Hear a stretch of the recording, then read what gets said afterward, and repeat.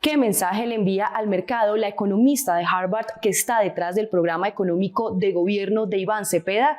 ¿Qué harían con Ecopetrol, el Banco de la República, el salario mínimo y el déficit fiscal? En este episodio de Sorbo Electoral Colombia, Clara López, también abogada y congresista del Pacto Histórico y muy posiblemente la ministra de Hacienda de Colombia, si Iván Cepeda llega a la Casa de Nariño, responde todas estas preguntas y especifica cuál sería el manejo económico que daría la izquierda a Colombia. Senadora Clara López, bienvenida. Gracias por compartir este sorbo electoral de Bloomberg Línea. A usted muchas gracias por esta invitación. Bueno, vamos a arrancar esta entrevista con una pregunta muy suave. 7 de agosto de 2026, si Iván Cepeda llega a la Casa de Nariño, ¿usted es la próxima ministra de Hacienda de Colombia? Eso hay que preguntárselo a Iván Cepeda, no a mí, ni más faltaba. Yo por ahora estoy liderando el equipo económico y pienso que pues, tenemos un gran reto por delante. Estamos un equipo muy fuerte, muy maduro, muy serio y creo que vamos a poder darle un gran mensaje de confianza al país. Usted es la líder precisamente hoy de ese equipo económico. ¿Cuál es el mensaje que hoy le envía la campaña de Iván Cepeda al mercado? Y se lo pregunto porque los inversionistas tienen mucho temor sobre lo que va a pasar estos 4 años si llega otra vez y si repite la izquierda en el poder por todo el tema de lo que ha pasado con el manejo de la economía, especialmente en el sector de hidrocarburos. ¿Cuál es el mensaje que usted envía hoy? Bueno, yo diría 2 mensajes. El primero de ellos es no coman tanto cuento, porque es que una es la política seria, la política oficial, el planteamiento de nuestro candidato, incluso la ejecutoria del gobierno Petro, y otra muy distinta a lo que se habla en redes. Y yo creo que están con el tremendismo, con el catastrofismo que ha podido situar la oposición en algunos sectores de la sociedad y no con las cifras, no con la realidad. Y desde luego el segundo mensaje es uno de confianza. Nosotros estamos absolutamente encarrilados en varias cosas. Una, porque eso hay que decírselo al mercado, somos institucionales, tenemos una trayectoria de ser institucionales. Protegemos la propiedad privada, como se ha visto, como se ha adelantado la reforma agraria en el gobierno de Petro. Nada de expropiaciones, que era el catastrofismo que le inventaron a Petro y que le están inventando a Iván Cepeda. Respetamos la libre empresa, la promovemos. Pensamos que precisamente una de las funciones del Estado es apoyar un desarrollo productivo serio en nuestro país. Y desde luego para eso es la intervención del Estado, pero no con una planificación, como dicen, a la estatización, no señor. Como ha dicho nuestro candidato, mediante un acuerdo nacional, de acuerdo de voluntades para acertar y crecer socialmente, productivamente y soberanamente. Y en tercer lugar, la autonomía del Banco de la República no está en discusión, para nada. Nosotros creemos que eso es una parte esencial del modelo económico constitucional colombiano y no solamente lo respetamos, lo vamos a respetar. Así es que todas esas preocupaciones de desinstitucionalización no tienen cabida, no la han tenido en el gobierno de Petro y no la van a tener en el gobierno de Iván Cepeda. Senadora, sigamos desmenuzando esos asuntos económicos. Usted ya hablaba que van a respetar la independencia del Banco de la República, que ha sido un tema que fue muy criticado en el gobierno Petro. Otro asunto muy relevante. Muy criticado sin que se haya afectado la autonomía del gobierno Petro. ¿Por qué? Porque lo que se ha es criticado la política monetaria, no la autonomía del Banco de la República. Y si no podemos criticar la política monetaria cuando ha sido imposible la coordinación y la armonización, pues entonces no estamos en una sociedad democrática. Yo diría que no hay que confundir cuando se critica una decisión judicial, cuando se critica una decisión económica, tanto del gobierno como de cualquier otra autoridad. Esa es la democracia.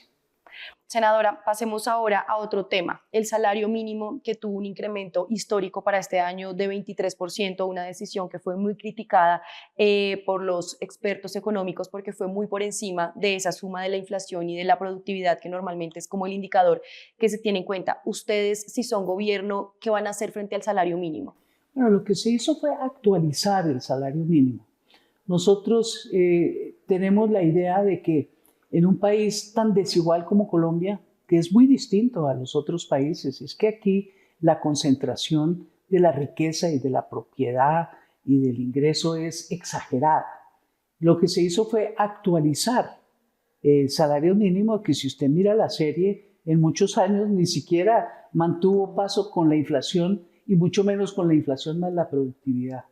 Y en segundo término, ya no estamos hablando de salario mínimo, sino de salario vital. El salario vital es obviamente superior a ese mínimo al que se había acostumbrado la economía colombiana, porque busca la reproducción de la fuerza productiva. No es solamente una persona la que tiene que comer del salario mínimo, normalmente es una familia. Y esa familia, que es la canasta familiar del DANE, es una actualización a un nivel básico de predistribución de la riqueza nacional. El futuro, ¿qué vamos a hacer? Mantener el salario mínimo vital. Esperamos no regresar a épocas en que no se ajustaba con la inflación y con la productividad, pero esa será la regla. Otro de los temas que están muy en la agenda y que también está mirando todo el tiempo el mercado es qué va a pasar con Ecopetrol. ¿Ustedes tienen pensado en su programa económico reactivar esa firma de nuevos contratos de exploración petrolera? En temas de fracking, el senador Iván Cepeda ya ha dicho que es un no definitivo, pero ¿cuál es como esa política de transición energética que ustedes tienen contemplado en este programa económico? Pues mire, lo que se ha concentrado en Ecopetrol con la adquisición de ISA, y debo aclarar, esto se hizo en el gobierno de Iván Duque, es una multienergética nacional y no una petrolera nacional, como muchas otras petroleras del mundo, como Total, como Repsol. Son empresas que están invirtiendo incluso más en energías alternativas que en la propia inversión de la exploración y explotación petrolera. Esa es la idea que tenemos, estructurar una transición energética justa, y ahorita le hablo de la justa, hacia lo que está exigiendo el cambio climático, con gradualidad y, como siempre, con acuerdos. Y esos acuerdos tienen que incluir la parte justa, porque obviamente en la medida que se desfasa y se reemplaza petróleo por energía limpia, pues cambian las características de los empleos y tenemos que garantizar que la gente que hoy vive del petróleo, y estamos hablando de una gradualidad de mediano plazo, pueda pasar a las nuevas energías, a las nuevas actividades económicas que se van a promocionar, porque el desarrollo productivo es una absoluta necesidad. Al lado de la transición energética tiene que estar la revolución agraria con la agroindustria, tiene que estar el turismo, que ha tenido tanto auge en este gobierno y que aspiramos a que eso continúe y se profundice, además con una política industrial de reindustrialización del país, que es uno de los rescates importantísimos, que no ha hecho solamente Colombia, lo está haciendo Estados Unidos, lo está haciendo Europa, en el sentido de generar condiciones de valor agregado y de empleo que se necesitan, y que habían abandonado la política industrial, y eso sencillamente nos dejó muy vulnerables y se protocolizó con la pandemia, que generó tanta situación grave en todo el mundo con el rompimiento de las cadenas productivas y la falta de resiliencia de las poblaciones para resistir un embate de esa naturaleza, que devino en incluso falta de gobernabilidad, de poner en peligro la legitimidad de las instituciones democráticas. Entonces nosotros sí estamos pensando en una política gradual de transición justa, energética, como lo está haciendo el mundo en su conjunto, incluso en Estados Unidos, donde hablan tanto en contra de eso. Hoy uno de los problemas económicos que más aqueja al país es ese desbalance que hay entre ingresos y gastos, el déficit fiscal. ¿Qué tienen ustedes pensado para disminuirlo en ese frente? El déficit fiscal tiene que enfrentarse de una manera tripartita. por el lado del ingreso, por el lado del gasto y desde luego por el lado del endeudamiento. Creemos, como hemos conversado con el Banco Mundial y entiendo que las entidades multilaterales de crédito todas están en la misma página, esto no es el regreso a esos ajustes estructurales sangrientos del pasado que cuadraban el presupuesto a punta de recorte de gasto público social. No, nosotros hemos dicho que no vamos a hacer un recorte con motosierra, como está proponiendo el candidato Abelardo de la Espriella, sino vamos a aplicar el bisturí, entre otras cosas para proteger la inversión social. En segundo lugar, vamos a tener que tocar el tema de los ingresos a través de los tributos. Esperamos no tener que aumentar las tasas, esperamos poder hacer una racionalización del gasto tributario. El gasto tributario son los beneficios tributarios, las exenciones especiales de sectores. En Colombia hay muchísimas más que en el resto de América Latina, casi el 9% del PIB representan. Eso, mal contado, son 160, 180 billones de pesos. Vamos a mirar uno por uno los beneficios tributarios y desde luego los que se justifican por costo-beneficio se tienen que quedar porque el Estado sí debe apoyar dentro de su política industrial la productividad, la producción, al sector privado, con ese tratamiento fiscal especial. Estamos planteando incluso una tarifa diferencial para los pequeños emprendimientos que necesitan además reducción del costo de cumplirle a la administración tributaria. Una gran empresa, pues los contadores adicionales son un costo marginal, son muy altos para una empresa pequeña. Y tenemos que, además del costo tributario, ya enfrentar la evasión de manera seria. Colombia tiene unas tasas de evasión tributaria demasiado altas. Hay un préstamo del Banco Mundial en la DIAN que no ha producido los efectos que se deberían esperar. Ha sido lenta la ejecución. Vamos a arreciar y profundizar porque ese es uno de los temas centrales de la lucha anticorrupción que ha planteado nuestro candidato, que es otra de las venas rotas del Estado colombiano.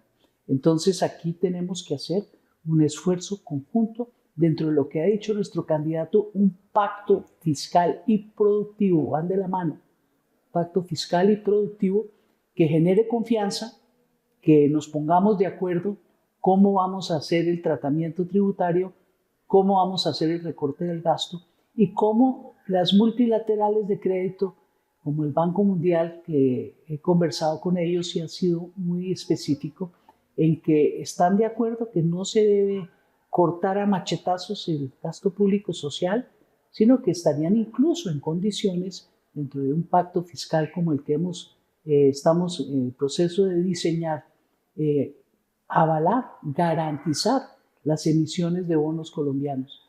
Entonces eso le daría al mercado mucha confianza, le daría mucha legitimidad a nuestro plan de acción y pensamos que ese es el camino. Es que las cosas conversadas van mucho más lejos. A ver si le estoy entendiendo bien con esas medidas económicas. Aumentar la carga tributaria de las grandes fortunas. Pues claro, pero evaluando y con acuerdos. Todo evaluado con acuerdos y más que todo pegándole a los beneficios tributarios que son los que son privilegios, no los que apoyan la producción. A eso iba, como también disminuir esos beneficios tributarios de los sectores, por ejemplo, con mayores ingresos. También lo que me decía de combatir la evasión fiscal. Hay otra propuesta que también ha estado sobre la mesa y quiero saber la percepción que usted tiene y son esas inversiones forzosas. O sea, como obligar a algunos sectores productivos que inviertan en el campo, en los campesinos, en diferentes asociaciones productivas. ¿Cómo ven ustedes eso? Eso no es plan de ajuste. El plan de ajuste es el que le acabo de describir dentro de la política industrial. Nosotros sí buscamos que se irrigue mejor el crédito en la sociedad. Hay una experiencia que hay que mejorar del gobierno Petro, que fue el acuerdo con el sistema financiero para redireccionar el crédito. El pacto por el crédito. Nosotros preferimos los pactos a las órdenes. Los pactos siempre funcionan mejor y con buenos indicadores de gestión y de resultados que se pueden corregir en el camino, porque siempre hay que estar evaluando trimestre por trimestre el cumplimiento del pacto de parte y parte, porque es que el pacto es de parte y parte. Senadora, el gobierno Petro no logró sacar adelante todas las reformas que propuso, sin embargo, sí hubo algunas que lograron salir avante, pero ¿cuál va a ser la estrategia de ustedes como equipo económico frente a esa relación con el legislativo, sobre todo en esos primeros años donde es mucho más fácil? Bueno, hay que superarlo, ha dicho nuestro candidato con toda claridad. Hay que superar las viejas mañas que se han venido entronizando en el Congreso de la República de cambio de votos por prebendas. No digo directamente corrupción, pero eso debe estar sobre la mesa. ¿Dónde va a ser la inversión pública? Pues eso está en el plan de desarrollo y se tiene que concertar como se conciertan todas las políticas. El acuerdo nacional que habla Iván Cepeda es algo muy serio. Es la búsqueda en un país tan polarizado como el nuestro, del entendimiento en lo que sí estamos de acuerdo. Y creo que en ese sentido, las grandes reformas como la de la salud tienen que figurar de primer orden. Tiene que figurar nuestro pacto fiscal, desde luego, pero ese tiene que ser más rápido y más concreto y más expedito, pero tiene que ser un pacto. Entonces, nosotros aspiramos a que las grandes reformas que necesita el país sean consensuadas. Nosotros no estamos aquí en plan de imposición, pero el país necesita mirar lo social. Eso es algo que ha dejado clarísimo el gobierno de Gustavo Petro y es algo que se tiene que prolongar en el tiempo. ¿Cómo se prolonga en el tiempo? Pues con un pacto social, un pacto de país en el que nos pongamos de acuerdo qué es eso que queremos que se preserve o que continúe en proceso de cambio independientemente de cuál gobierno llegue a gobernar. Colombia tiene que vencer la polarización y encontrar un camino certero de diálogo, de identificación de coincidencias en el corto, en el mediano y en el largo plazo. Así funcionan las sociedades. Tenemos que llegar a ese acuerdo de tener una visión compartida de nación. Eso no lo hemos tenido hasta ahora. En el tema de salud que usted menciona, por ejemplo, el candidato de las PRI ya ha dicho que apenas ellos lleguen al poder, si eso pasa, van a disponer 10 billones de pesos para mejorar esa atención oportuna en servicios de salud. ¿Ustedes qué han contemplado ahí? Sí, nosotros un plan de choque serio. Pero yo quiero decir al candidato de la PRI, 10 millones para la salud, 6 millones para las cárceles. Tiene una lista tan larga de gasto que uno dice, bueno, ¿y dónde están las prioridades? El plan de choque en salud tiene que ser dedicado a lo del tema de los medicamentos que sabemos que están en existencia y que se tienen que poder generar las condiciones para entregárselos al público, porque lo que se está sucediendo también tiene su cariz político de manejo de restringamos la disponibilidad para efectos de generar condiciones electorales. Pero lo más delicado es que Colombia necesita soberanía sanitaria y en eso tenemos que regresar sobre lo que aquí el modelo neoliberal acabó. Usted sabe que Colombia producía todas sus vacunas y las exportaba a Ecuador, a Perú, a Centroamérica. Entonces llegó un gobierno que dijo no más vacunas, vamos a dejar que el mercado lo haga y el mercado no hace muchos de esos temas bien. El de vacunas es de texto. Yo lo leí en Samuelson cuando estaba en la universidad. Y así sucesivamente. Yo creo que nosotros tenemos un espacio enorme para política industrial en materia de medicamentos. Creo que son no más de 150 materiales reactivos que componen el 10, 15 o 20% del gasto de medicamentos en salud a unos precios exorbitantes. Nosotros tenemos que empezar a pensar en nuestra industria farmacéutica, que además está bastante desarrollada, es muy tecnificada y tiene un espacio grandísimo de avanzar. tanto con inversión nacional como con inversión extranjera. Así es que en esos temas nosotros tenemos plan de choque de corto plazo y un plan más amplio de largo plazo y desde luego con la reforma de la salud que tendrá que ser consensuada. Otro de los ejes del programa de gobierno de Iván Cepeda es la reforma rural agraria. El gobierno Petro se destacó por esa entrega, por esa cantidad de entregas de tierras a campesinos para precisamente desarrollar proyectos productivos y esto en diferentes zonas del país, tierras que estaban mucho tiempo desocupadas o que estaban ocupadas irregularmente y demás, por fin pudieron ser entregadas a campesinos. Ahí, ¿cuál es el objetivo de ustedes? Continuar, profundizar y ampliar. Una reforma agraria y rural integral. Entregar la tierra, desde luego, a los campesinos con poca tierra, sin tierra, como lo ordena el plan que se desprende del Acuerdo de Paz de 2016, que es mandato constitucional. Tenemos que pasar de el 1.000.000 de hectáreas que de pronto alcanza a concretar este gobierno a 3 millones de hectáreas. Tenemos que complementar eso, desde luego, con todo el plan de infraestructura rural que permita el acceso de las regiones que han estado desconectadas del desarrollo del país por falta de presencia y de inversión estatal, con un programa muy agresivo de las vías terciarias, unidas desde luego a toda la infraestructura vial nacional. Hay que profundizar esa infraestructura nacional, desde luego, con unas posiblemente programas de APPs, de asociaciones público-privadas bien diseñadas, bien equilibradas. Este gobierno lo hizo con mucho éxito en ferrocarriles, conectando La Dorada con el Cesar. Ese es un proyecto de mucha envergadura.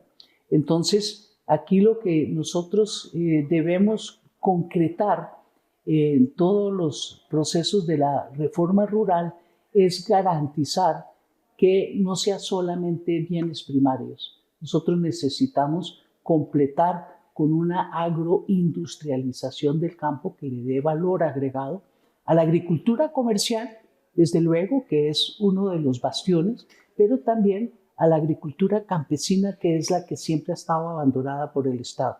Es una economía dual que se complementa y que puede inclusive dialogar en una reforma que tiene que continuar, porque el conflicto de la tierra ha estado en la base de toda la violencia colombiana. Senadora, durante el gobierno Petro, la relación con el sector privado uno puede decir que tuvo muchos sub y baja, muchos rifirrafes. ¿Cuál es el compromiso que usted puede hacer hoy de cara a esos empresarios, de que si los van a escuchar, si llegan a un eventual gobierno, que van a atender sus inquietudes, de que por lo menos va a haber como un canal de comunicación claro? ¿Cuál es como ese compromiso que usted hace frente a gremios como la ANDI, como FENALCO? Mire, yo estuve acompañando a Iván Cepeda a un encuentro muy importante con la Cámara de Comercio de Estados Unidos, que mandaron una delegación muy importante a Bogotá. Y él en sus palabras con los principales empresarios de las compañías norteamericanas que tienen negocios en Colombia planteó algo bien interesante, que hace parte del diálogo nacional. Es abrir un canal institucionalizado de diálogo permanente, para que el diálogo no sea solamente para apagar incendios, que es como lo que se ha acostumbrado en nuestros países durante mucho tiempo, sino un diálogo estructurado para prevenir riesgos, para generar políticas de crecimiento económico, de desarrollo productivo, de incorporar de la responsabilidad empresarial social, que es tan importante. Entonces, yo creo que en eso es clarísimo. Pero a mí a veces me sorprende que digan que el empresariado está tan insatisfecho con el gobierno. Uno a veces piensa que es que el gremio está disociado de los dueños de las empresas que lo componen. Porque yo vi, por ejemplo, al doctor Luis Carlos Sarmiento, hasta me sorprendió, sí, porque uno también tiene esa misma impresión que usted dice, leyendo los periódicos, que le preguntaron sobre la economía y dijo, no, pues si es que la economía va muy bien, Sí. si es que aquí lo que hay es una prosperidad, un país que avanza con la tasa de desempleo más bajo, en más de 25 años, más baja, con aumento de la formalización, ha subido 2 puntos en el gobierno de Petro, se ha bajado la inflación de 13,3% que la recibimos, está en 5,6, 5,8 y esperamos a continuar la senda para cumplir el 3% de la meta del Banco de la República. Tenemos un país que está de verdad, en términos de sector privado, en muy buenas condiciones. Las utilidades de las empresas están en aumento. Entonces uno dice, caramba, ¿sí será que están tan descontentos como dicen? Yo creo que hay un poco también de tema de cómo se dialoga. Y yo creo que uno a veces cae en el adjetivo, en la declaración puntual, y tiene que mirar, son los básicos de la economía. Y sí, tenemos un problema fiscal, pero la economía en términos generales está bien. Perfecto, senadora. Y ya para terminar, vamos a ir con un bloque de preguntas de sí y no. Son preguntas rápidas de sí y Sin no. explicación posible. Sí. La idea es que no. A ver, ¿habrá una nueva reforma tributaria en el primer año de gobierno? Yo creo que sí. ¿Colombia debe mantener la independencia del Banco de la República tal y como existe hoy? Claro que sí. ¿Está dispuesta a comprometerse a no subir el IVA? Claro que sí. ¿El modelo de Ecopetrol debe cambiar hacia una empresa exclusivamente de transición energética? Transición energética incluye el desfasamiento de petróleo hacia las nuevas energías de forma gradual en una multienergética que esperamos siga siendo exitosa y que no dependan sus utilidades solamente del precio del petróleo mundial. ¿Colpensiones debería absorber gradualmente a todos los fondos privados de pensiones en Colombia? Nosotros tenemos un sistema de pilares en el cual los fondos privados juegan un papel de 2 salarios, de 2,4 salarios en adelante. Eso debe continuar así. ¿El salario mínimo se mantendrá por encima de los 2 millones de pesos? En términos reales, sí. Pues, senadora Clara López, muchas gracias por su tiempo para conversar con Bloomberg Línea. Muy amable. A usted, muchísimas gracias.